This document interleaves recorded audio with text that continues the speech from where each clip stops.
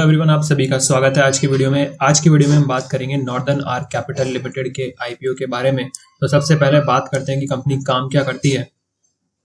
तो जैसा कि कंपनी के नाम से क्लियर है कि ये कंपनी जो है फाइनेंस से रिलेटेड एक्टिविटीज में इन्वॉल्व है और इन्होंने यहाँ पे मेंशन भी किया है कि ये जो कंपनी है डाइवर्सिफाइड फाइनेंशियल सर्विसेज प्लेटफॉर्म है, set up primarily with the mission of catering to diverse retail credit requirement of under served households and businesses in India. तो इनका जो पर्पस है वो रिटेल क्रेडिट और जो अंडर सर्व्ड हाउसहोल्ड्स है जिनके पास क्रेडिट की रीच नहीं है, जिन लोगों तक क्रेडिट की रीच नहीं पहुंचती, उन लोगों को क्रेडिट की अवेलेबिलिटी कराना इनका एक मिशन है। उसके बाद ये मेंशन करते हैं कि डेवलप्ड डोमेन एक्सपर्टीज की इनके पास डोमेन एक्सपर्टीज है। तीन फील्ड्स का यहाँ पे इन्होंने स्पेसिफिक मेंशन किया है। एमएसएमई के अंदर, एमएफआई, माइक्रो फाइनेंस और कंज्यूमर फाइनेंस के अंदर कंपनी का स्पेशल एक्सपर्टीज है। तो ये बेसिकली कंपनी का जो है कंपनी का वर्क स्पेस है। उसके बाद पहले बात करते हैं यहाँ पे आईपीओ के बारे में। तो जो आईपीओ है वो 777 करोड़ रुपीस का यहाँ पे फाइल किया गया है। 500 करोड़ रुपीस का फ्रेश इशू है और 277 करोड़ रुपए का यहाँ पर ओएफएस यहाँ पे कंपनी ने इशू किया है। उसके बाद जो आईपीओ ओपन होगा वो 16 सितंबर को ओपन होगा, 19 सितंबर को ये आईपीओ क्लोज होगा। अलॉटमेंट शेयर का 20 तारीख को हो जाएगा, रिफंड 23 तारीख को और लिस्टिंग जो होगी वो 24 को होगी। जीएमपी की बात थोड़ी देर में करेंगे, उससे पहले हम बात करते हैं क्यूआईबी का पोर्शन 50% है, रिटेल का पोर्शन 35% और नॉन इंस्टीट्यूशनल पोर्शन 15% यहाँ पर रखा गया है। अब बात करते हैं रिटेल इन्वेस्टर्स के लिए जो इन्वेस्टमेंट होगा, एक लॉट में 57 क्वांटिटी का होगा, कट ऑफ प्राइस 263 रखा गया है। तो मिनिमम एक लॉट पे जो इन्वेस्टमेंट होगा वो 14,991 रुपीज का होगा। यहाँ पे कंपनी ने जो सोल ऑब्जेक्ट लिखा है वो कैपिटल रिक्वायरमेंट्स के लिए लिखा है कि जो भी फ्यूचर में लैंडिंग होगी उसके लिए कंपनी अपने इन फंड्स को यहाँ पर यूज करेगी। उसके बाद बात करते हैं इंपॉर्टेंट सेक्शन की, जो कि कंपनी के फाइनेंशियल स्टेटमेंट का एनालिसिस है। तो ये एक फाइनेंस कंपनी, तो इसका जो एनालिसिस होगा वो दूसरी कंपनियों के मुकाबले जो हम करते हैं, जैसे कंपैरिजन हम करते हैं, उससे थोड़ा सा होगा। हालांकि हम पहले फिगर्स के ऊपर जाते हैं तो यहाँ पर रेवेन्यू की बात की जाए तो यहाँ पे इंक्रीजिंग ट्रेंड में है, प्रॉफिट आफ्टर टैक्स भी इंक्रीजिंग ट्रेंड में है। और अगर प्रॉफिट आफ्टर टैक्स परसेंटेज की बात की जाए तो यहाँ पर 16.67% है, जो कि एक पिछले सालों की तुलना में कंपैरिजन किया जाए तो यहाँ पर उसमें गिरावट दर्ज की गई है। नेटवर्थ कंपनी की इंक्रीजिंग ट्रेंड पर है, रिजर्व्स एंड सरप्लस इंक्रीज हो रहे हैं, कंपनी का एसेट बेस यहाँ पर बढ़ रहा है। तो यहाँ पर जो एक थोड़ा सा नेगेटिव साइड जो यहाँ पे दिखा है वो प्रॉफिट आफ्टर टैक्स की परसेंटेज में, जो कि यहाँ पे थोड़ा सा गिरावट इसमें देखने को मिली है।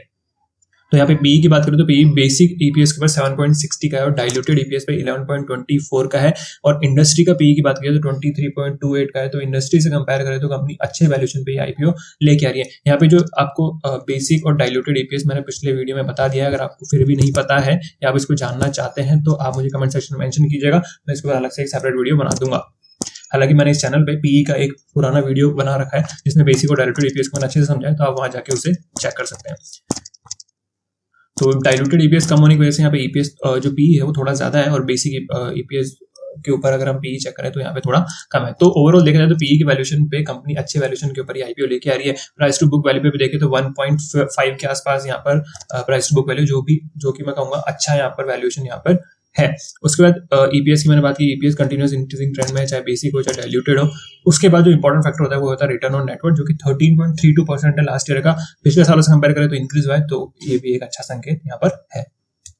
तो अब हम यहाँ पर बात करेंगे पीयर्स के साथ एक कंपैरिजन की। तो कंपैरिजन जो होगा हम दो लेवल पे करेंगे, पीई और रिटर्न ऑन नेटवर्थ के ऊपर। तो यहाँ पर पीई जो मैंने पिछली स्लाइड में आपने देखा 7.60 और 11.24 का पीई यहाँ पर हमने देखा है। तो अगर हम कंपैरिजन करें इसके पीयर्स के साथ तो यहाँ पर फ्यूजन माइक्रो फाइनेंस का पी आप देख सकते हैं 6.21 का है। उसके अलावा बाकी सभी के जो पी है वो इस कंपनी से ज्यादा है। तो यानी कंपैरिजन किया जाए तो पीई के वैल्यूएशन के अंदर कंपनी अच्छे वैल्यूएशन के ऊपर यहाँ पर अपना आईपीओ लेके आ रही है एज कम्पेयर टू ऑल, क्योंकि फ्यूजन माइक्रो फाइनेंस का यहाँ पे पीई जरूर 6.21 का है, जो कि अच्छा है, बहुत अच्छा कहूंगा मैं यहाँ पर वैल्यूएशन के हिसाब से। अगर पीएस का कंपैरिजन करें तो इस कंपनी का जो नॉर्दर्न आर्क कैपिटल लिमिटेड है, इनका भी जो आईपीओ है as compare to peers on the basis of P, यहाँ पर बहुत ही अच्छे वैल्यूएशन पे ये आईपीओ। उसके बाद रिटर्न ऑन नेटवर्थ की बात करें तो रिटर्न ऑन नेटवर्थ की बात करें तो यहाँ पे ये दो जो कंपनीज हैं, यहाँ पे SBFC finance limited, credit access ग्रामीण लिमिटेड, इन दो कंपनी से यहाँ पे कंपनी का रिटर्न ऑन नेटवर्थ ज्यादा है। बाकी सभी यहाँ पर बहुत ही ज्यादा रिटर्न ऑन नेटवर्थ के साथ है as compare to Northern Arc Limited. तो यहाँ पे एक थोड़ा सा मैं कहूंगा थोड़ा सा नेगेटिव है कि और कंपनीज के मुकाबले यहाँ पर थोड़ा सा जो रिटर्न ऑन नेटवर्थ है वो यहाँ पर थोड़ा कम है। अब बात करें कुछ और एस्पेक्ट्स की जो मैंने यहाँ पे मेंशन नहीं किए, तो कंपनी बहुत अच्छा अपने सेक्टर में यहाँ पर डोमिनेट कर रही है। हालांकि जो सेक्टर है ये बहुत ही कॉम्पिटिटिव सेक्टर है, लेकिन इसके बावजूद भी कंपनी ने यहाँ पे अपने जो बैड डेट्स है, कंपनी के बैड डेट्स बहुत ही कम है, कंपनी अच्छा परफॉर्म करते हुए ये कंपनी की एसेट बेस लगातार बढ़ रही है, रेवेन्यू बढ़ रहा है कंपनी का, कंपनी एमएसएमई, एमएफआई और कंज्यूमर फाइनेंस के ऊपर फोकस है। ऐसा उन्होंने मेंशन भी किया है कि इन्होंने डोमेन एक्सपर्टीज हासिल की है इसके अंदर, तो ओवरऑल देखा जाए तो कंपनी का फ्यूचर अच्छा नजर आता है। अब ये जो कंपनी का आईपीओ है वो क्लैश कर रहा है यहाँ पे एरकाडे डेवलपर्स लिमिटेड के साथ। वो आईपीओ भी सेम 16 तारीख को ओपन होगा, 19 तारीख को क्लोज होगा, और दोनों ही आईपीओ के अंदर जो भी जीएमपी है बहुत ही अच्छे नजर आ रहे हैं।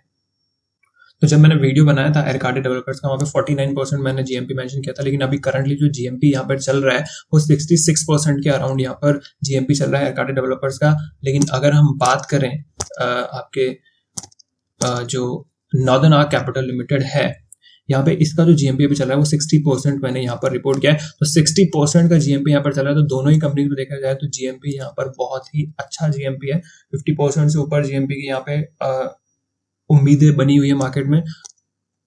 तो इन दोनों आईपीओ की बात करें, नॉर्दर्न आर्क कैपिटल लिमिटेड और एरकाडे डेवलपर्स की, तो ये बजाज हाउसिंग फाइनेंस के कंपैरिजन में बहुत ही छोटे आईपीओ थे। यहाँ पे सब्सक्रिप्शन ज्यादा देखने को मिलेगा, अलॉटमेंट के चांसेस उतने ही यहाँ पे कम होने वाले हैं। लेकिन अगर आपको अपने अलॉटमेंट के चांसेस बढ़ाने हैं तो आपको मल्टीपल डीमेट अकाउंट से यहाँ पर अप्लाई करना चाहिए। तो अगर आपके पास डीमेट अकाउंट नहीं है या अगर आपको डीमेट अकाउंट ओपन करना है तो डिस्क्रिप्शन में मैंने डीमेट अकाउंट ओपनिंग के लिंक दिए हैं, वहां पे जाके आप अपना डीमेट अकाउंट ओपन कर सकते हैं और आईपीओ में अप्लाई कर सकते हैं। लेकिन आपको किसी भी आईपीओ में अप्लाई करने के लिए आपको पूरी स्टडी करनी चाहिए। मैंने एनएससी की वेबसाइट पे जो भी डिटेल्स इन दोनों आईपीओ से रिलेटेड अवेलेबल है, मैंने उनका लिंक डिस्क्रिप्शन में दे दिया है। आप वहां जाके चेकआउट कर सकते हैं, इनके प्रॉस्पेक्टस को अच्छे से पढ़ सकते हैं। अपने फाइनेंशियल प्लानर या एडवाइजर की सलाह लेकर के आप मार्केट में इन्वेस्ट करें। तो ये था एक वीडियो जहाँ पे हमने डिस्कस किया नॉर्दर्न आर्क कैपिटल लिमिटेड की इस आईपीओ के बारे में। तो वीडियो कैसा लगा मुझे अपनी राय जरूर शेयर कीजिएगा। वीडियो में अगर आपको कुछ और भी टॉपिक्स इंक्लूड कराने हैं तो आप मुझे कमेंट सेक्शन में सुझाव दे सकते हैं। तो मिलते हैं नेक्स्ट वीडियो में। Thank you so much.